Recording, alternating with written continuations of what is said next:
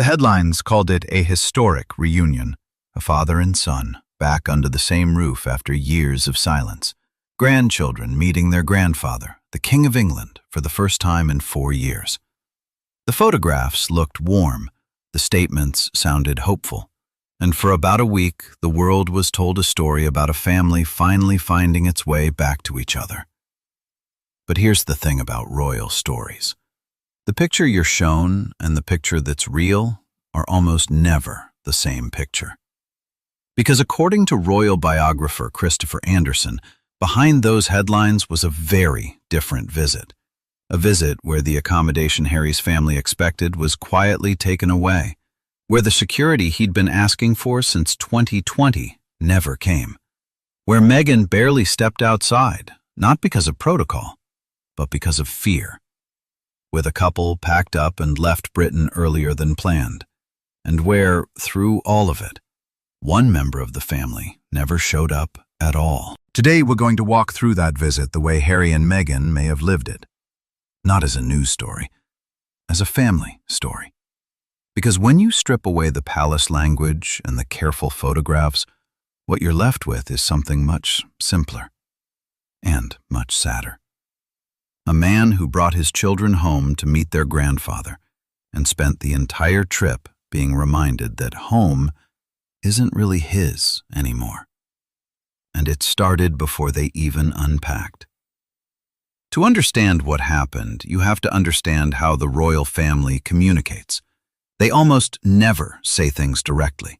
They say things through gestures, through seating arrangements, through who gets invited and who doesn't, through where you're allowed to sleep. Originally, the plan was simple. Harry, Meghan, and the children would stay at a royal residence. Think about what that would have meant. The king's son back inside the family's walls, his grandchildren waking up in the same world their father grew up in. In royal language, that's not just hospitality, that's a statement. It says, "You belong here. You are one of us." And then that offer was cancelled. No residence. The arrangement that was supposed to say "welcome home" ended up saying something else entirely. You can visit, but you can't stay. In any ordinary family, imagine flying across an ocean with your kids to see your father, being told you'd have a room in the family house, and then being told, actually, no. You'd feel it in your chest. It wouldn't matter how polite the explanation was. You'd understand exactly what it meant. Now add the royal layer on top. Because Harry knows this language better than anyone. He grew up speaking it. He knows that in his family, nothing is accidental. Every detail is decided, weighed, approved.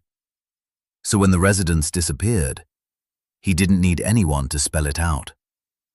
The trust wasn't there. The reconciliation everyone was celebrating in the papers existed in the headlines, and maybe in a handshake, but not in the details. And in this family, the details are the truth. There's something quietly heartbreaking about that. This was supposed to be the trip where his children finally met their grandfather, where 4 years of distance started to close. And before it even began, Harry was already learning his place in it. Not a son coming home, a guest, with a guest's schedule and a guest's welcome. If you've ever gone back to a family that's changed while you were away, you know that feeling. Everything looks the same. Nothing feels the same. And the accommodation was only the first signal, because there was a second decision waiting for Harry in Britain. One that wasn't about comfort or symbolism or pride. This one was about whether his wife and children would be safe. And it's the one decision that explains almost everything else that happened on this trip. Here's a fact that gets lost in all the reunion coverage. While Harry was sitting down with his father, while the cameras were catching those carefully framed moments of warmth, his family still did not have full state protection. Not for him, not for Meghan, not for the children. And this isn't a new wound. This is the wound. It goes all the way back to 2020, when Harry and Meghan stepped back from royal duties and the automatic police protection that came with his birth was stripped away. Harry has been fighting it ever since. He's argued it in courts. He's said over and over in plain words that he doesn't feel it's safe to bring his family to Britain without it. This is a man whose mother died being chased through a tunnel in Paris. When Harry talks about security, he isn't talking about status or privilege. He's talking about the single defining trauma of his life. So put yourself in his position on this trip. You've come back. You're extending your hand. You're bringing your children, the king's own grandchildren, onto British soil. And the answer on protection is still, effectively, no. The money changed. The titles changed. The whole shape of his life changed. But the question he's been asking since 2020, can you keep my family safe here, still doesn't have a real answer. That's what makes the word reconciliation feel so hollow when you look closely. Because you can forgive a lot over a cup of tea, but you can't hug your way past the fact that your children are in a country where you don't believe they're protected. A reconciliation that doesn't include safety isn't a reconciliation. It's a photo opportunity with an expiration date. And if you want to see the cost of that decision, you don't have to look at Harry. You have to look at who was missing from the pictures. Because during this entire visit, Meghan was barely seen. And the press, of course, had its fun with that. She's hiding. She's snubbing the family. She's making a statement. Everyone had a theory, and almost all of them made her the villain. But according to Andersen, the reality was quieter, and it was heavier. Meghan stayed out of sight because she was anxious about her children's safety. Without full protection, every public appearance becomes a calculation. Every walk becomes a risk you're choosing to take with your kids. So she chose not to take it. That's it. That's the story. Not protocol, not pride. A mother doing the math in a country where the math didn't feel safe. And when you see it that way, the whole visit changes shape. While the headlines were celebrating a family coming back together, one member of that family was living the trip like a security situation, staying inside, keeping the children close, watching the clock. If you've been following this story on our channel, you might remember we've talked before about Meghan's feeling of humiliation within this family. And here, for the first time, you can see the actual mechanism of it. It's not one dramatic insult. It's this: being technically welcomed and practically unprotected. Being blamed for hiding when hiding was the only option that felt responsible. Every choice she made to protect her children was read publicly as coldness. There's a particular loneliness in that, being judged for the very thing that's costing you the most. If this perspective is adding something to the story for you, take a second to subscribe, because this is exactly the kind of detail the headlines keep leaving out, and there's more of it coming. So let's add up what the trip looked like from inside that house. No residence, so you know you're a guest. No security, so you know the old fight isn't over. A wife who can't comfortably leave the door with the kids. Whatever the reunion looked like in the papers, this is what it felt like day to day. Which brings us to the decision that says more than any palace statement ever could. Because at some point during this visit, Harry and Meghan looked at each other and made a choice. Not to say anything, not to complain, just to quietly change their plans and go home early. Leaving early. In an ordinary family, that's an argument, or an excuse about work, or a flight that suddenly can't be changed. In this family, it's a headline waiting to happen. Harry and Meghan knew that. They knew that cutting the trip short would be noticed, dissected, spun. And they did it anyway. That alone should tell you something about what staying felt like. Now, to be fair, we don't know the exact reason, and it's important to say that honestly. Maybe it was the atmosphere. That particular exhaustion of being somewhere you're tolerated, but not embraced. Maybe it was the security question, pressing down on every plan they tried to make. Maybe it was watching Meghan spend the visit indoors and deciding that no photograph was worth another day of it.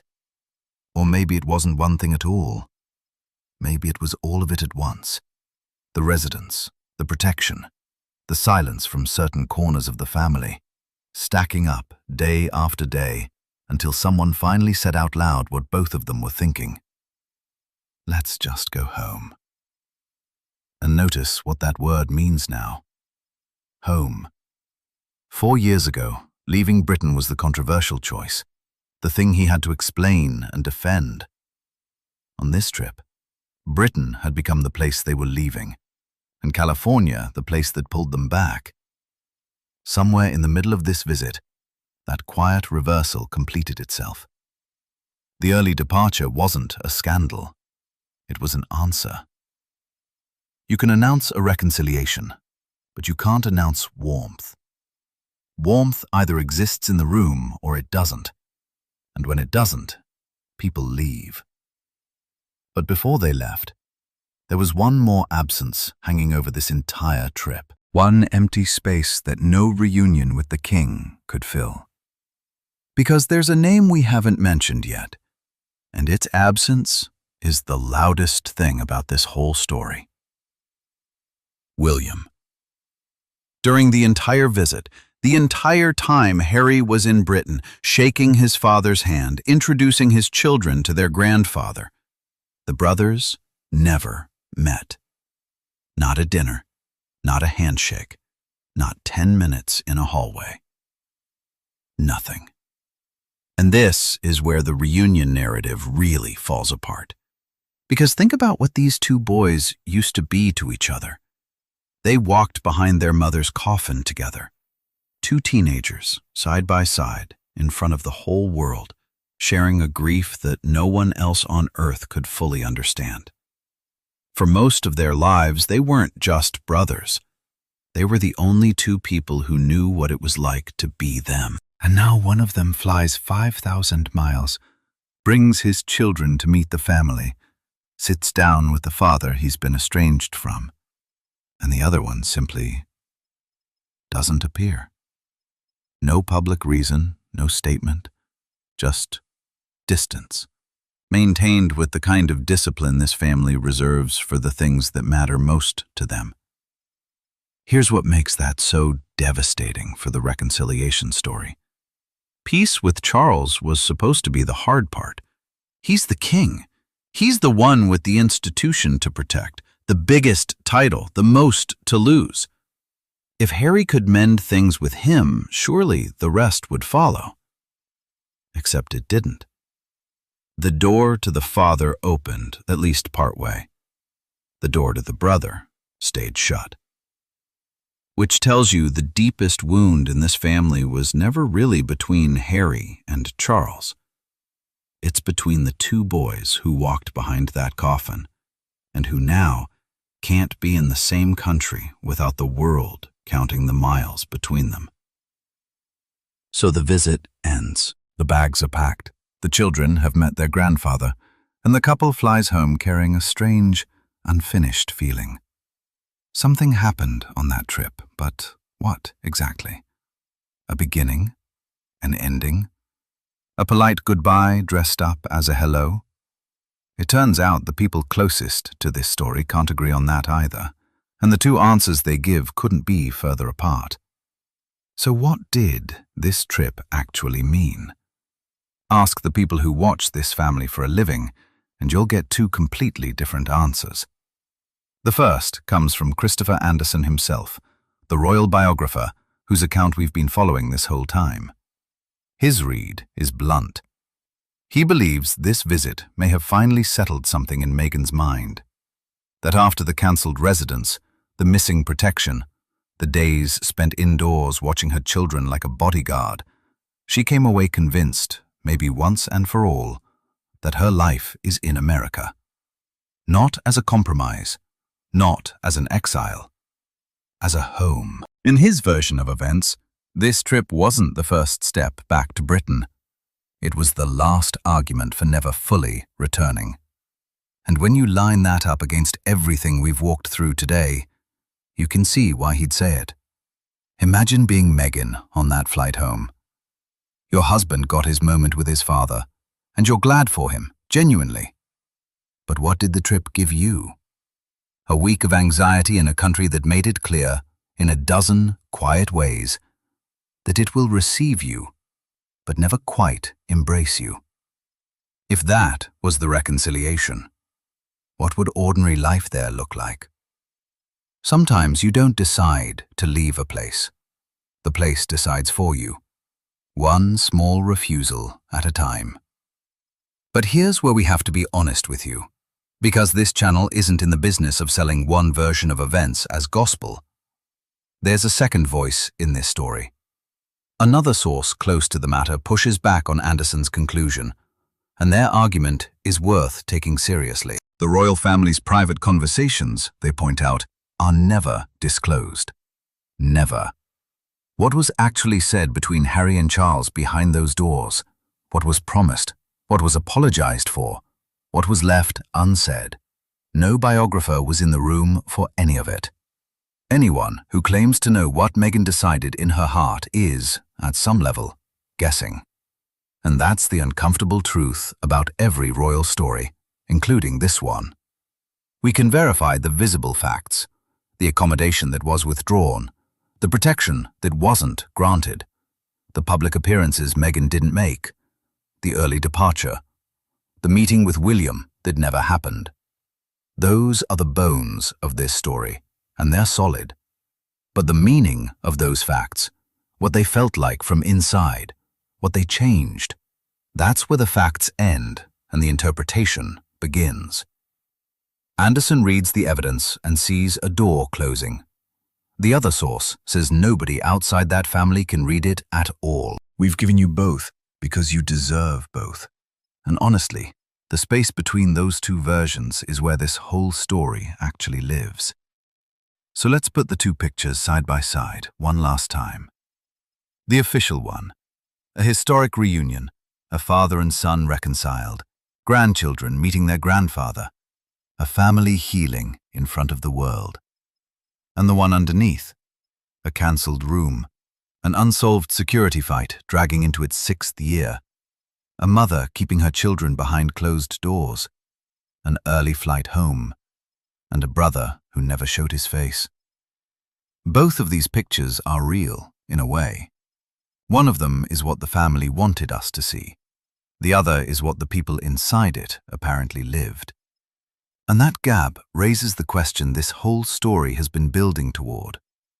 Because just this week, the conversation shifted again. Suddenly, there's talk of something bigger, a full return. Harry and his family coming back to Britain in some real, permanent way. After everything you've heard today, sit with that for a second. If even the good visit, the historic one, the one with the warm headlines, came wrapped in this many quiet humiliations, what would coming back actually look like? Would the residence be offered next time, or withdrawn again? Would the protection finally come, or would Meghan spend every trip the way she spent this one? Indoors, counting the hours. Would William open the door, or is that door closed for good? Maybe reconciliation isn't an event. Maybe it's not a handshake or a headline. Maybe it's 100 small decisions. A room offered, a guard assigned, a brother picking up the phone. And until those decisions change, nothing has really changed at all. So here's the question I want to leave you with, and I genuinely want to know what you think in the comments. After this visit, after everything that happened behind those closed doors, is a real return to Britain still possible for this family? Or did the reunion everyone celebrated quietly prove the opposite? That Harry can visit his old life, but he can never move back into it? Drop your answer below, because the comments on stories like this are often sharper than the coverage. And if you made it this far, a like genuinely helps this kind of slower, closer look cut through the noise. Because in this family, the loudest truths are the ones nobody says out loud. The picture showed a reunion. The details told a different story, and the details in this family are always the truth.